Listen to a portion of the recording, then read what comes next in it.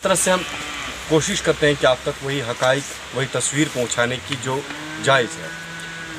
इस फ़ोटोग्राफ यानी कि कागज़ की तरह मेरी निगाहें फिर एक बार जाती हैं कि पाउडर की लाइट 60% है। हमारे घर में जो वालिदैन होते हैं, अच्छे कुर्सियों, अच्छे सोफ़ों और बड़े फर्श के ऊपर बैठकर भी वो हम उनके पास नहीं रहते हैं क्योंकि अपना टाइम नहीं देते हैं।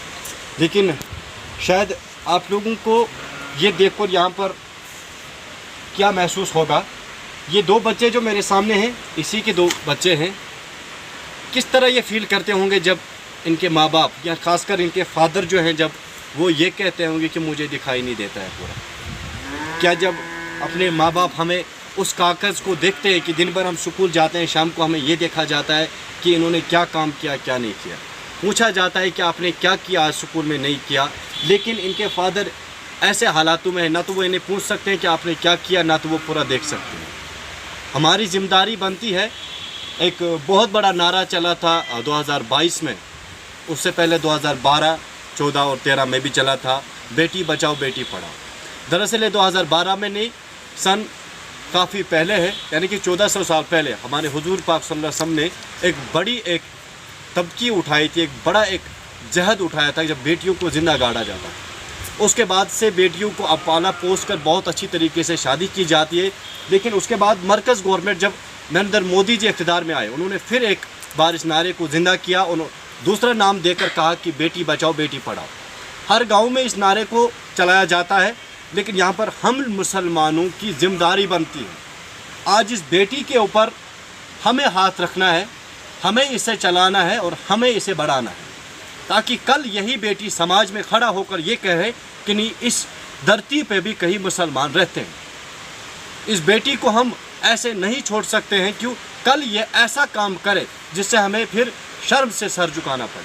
ये हमारी ज़िम्मेदारी है कि हम रहनुमा बने इस बेटी का, हम इसके सिर पर हाथ रखें। जो लोग डोनेट नहीं कर सकते हैं, बहुत सारे लोग ऐसे भी हैं जो डोनेट नहीं कर सकते हैं क्योंकि वो दिन को कमाते हैं और शाम को खाते हैं, उतनी आमदनी होती है। लेकिन फ़र्ज़ हमारा है कि अगर हम इस वीडियो को आगे बढ़ाएंगे, शेयर करेंगे, ताकि इस बेटी को मदद मिल सके। आज इनके पिताजी यानी कि इनके वालिद साहब जो हैं, आज वो इस हालत में, क्या पता कल रहें या ना रहें। लेकिन अगर रिहाइश पजीर मकान बन जाए, अगर बेटी के लिए जगह बन जाए, अगर अकाउंट में इनके लिए कुछ पैसा रह जाएगा, तो ये अपनी परवरिश खुद भी कर सकते हैं। ज़िम्मेदारी है आपकी। इनसे बात करते हैं, ये कुछ क्या कहने वाले, आइए जानते। तो क्या मुतालबा तुम, क्या प्रॉब्लम प्रॉब्लम लाइट पूरा बराबर तो बेस में डिप्रेशन गसान गो बस एक्सीडेंट तब गो डिप्रेशन गसान मे 15 वरी ये दवा चवा 15 वरी डिप्रेशन दवा तोमा कारा क्या छुते बस ना कहीं कर थी प्रॉब्लम तो मेंटली ते प्रॉब्लम बच कस छुते बच में को तो लड़का यम पारा ना जन आमदनी अगर जन कत करो वनकस माली यम जन खर्चात नॉर्मल इंसानस वनकस 4 या 5 सास रुपये यम जन रेतस खर्च गसान, चाहे खेन चेन आ पलो पोशाक आ स्कूल फीस, तो तम पोस कत पे स्कूल फीस वही भरन कह दिवान तोरे मतलब गवर्नमेंट तरफ यम चीज मिलान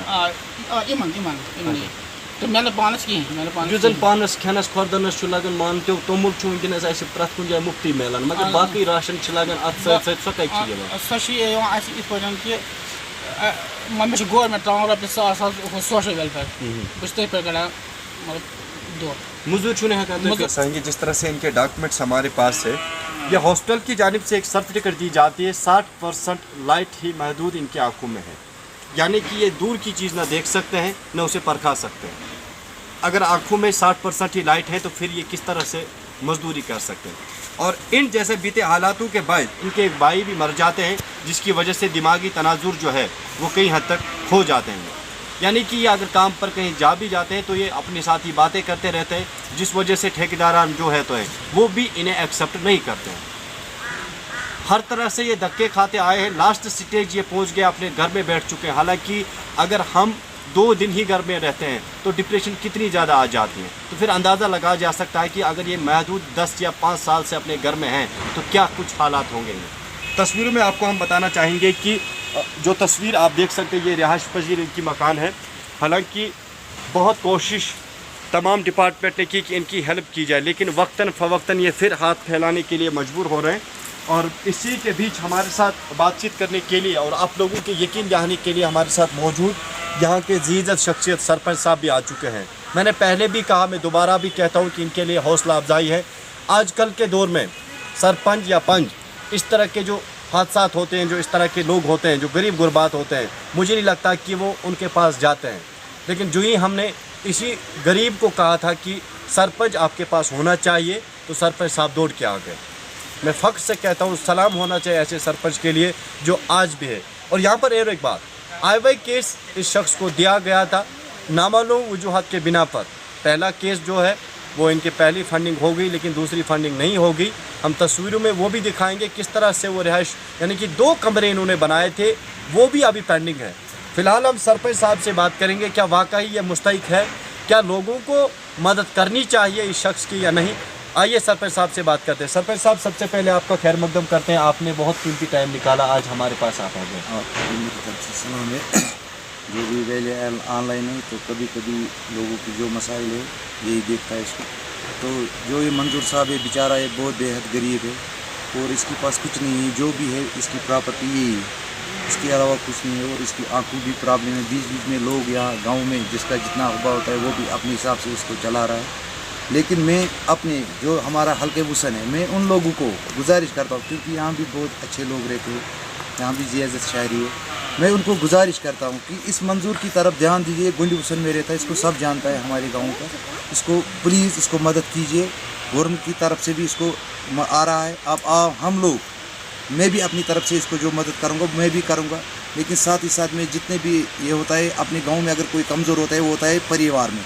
लेकिन मुसलमानों को यही अपने दिमाग में रखना है कि आजकल जो ज़माना है तो ये बोलता है कि मैं वो करूँ ये करूँ, वो एक अपनी तरफ से देख रहा है दूसरे अब। लेकिन सबसे पहले अपने हमसाया जो होता है उस पर नज़र देखो, उस पर नज़र रखो।